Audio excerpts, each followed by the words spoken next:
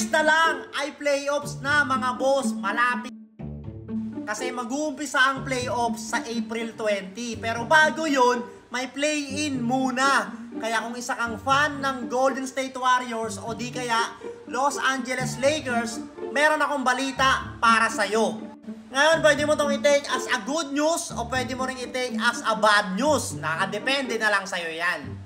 Kasi at the moment, kasalukuyang pang-siyam at pang-sampo etong dalawang kupunan na to mga boss. 9 spot yung Lakers, 10 spot naman ang Warriors. So kapag nag-play-in na, etong dalawang na naman to ang magtatapat sa play-in. At syempre, kung sinong malaglag, talo na. Hindi na papasok sa playoffs. Ayan, pang-siyam ang Lakers, pang-sampo ang Warriors. Pero ang Rockets guys, umiinit. Pang-11 sila, delikado pa ngayon sila Curry. Malaglag sa play-in dahil meron ng 11 game win streak ang Houston Rockets mga boss. Dito naglalaro ang kabayan natin si Jalen Green. Ayan si Jalen Green, kasalukuyang siya ngayon ang superstar ng Houston Rockets nung na-injury ang kanilang superstar na si Alperen Sengun. At eto yung mga teams na tinalo ng Houston Rockets mga boss. Ayan, tignan nyo. Meron ding mga mabibigat dyan. Siyempre, Sacramento, Oklahoma City. Ayan, Cleveland din, mabigat.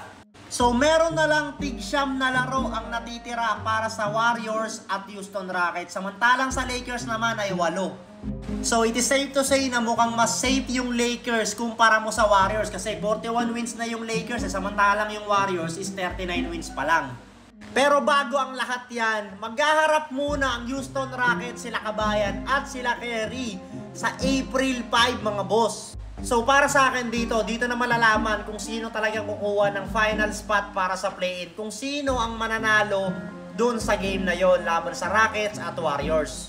Though syempre hindi lang naman yun yung game, di ba? Like I said, meron pang tig-siyam na laro ang natitira. Pero para sa akin kasi, yun na yung magiging deciding factor kung sinong kukuha ng pang-10 spot which is the final spot para sa play-in. Yung pag nagkaharap na yung dalawang yan sa April 5 na.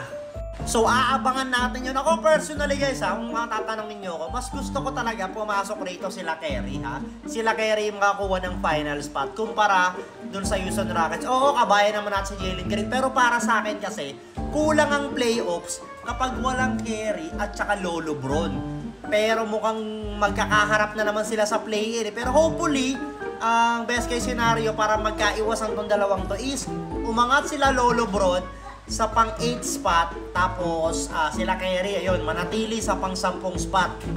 Para kahit pa paano, may chance na sa playoffs na lang sila magkaharap. Pero okay lang din naman kung magkakatapat sila sa play-in, 9 tsaka 10 spot. And then, kung sino manalo sa kanila, kukuha ng final spot sa playoff. So, magandang laban yon, bardagulan na naman yon, panigurado yan.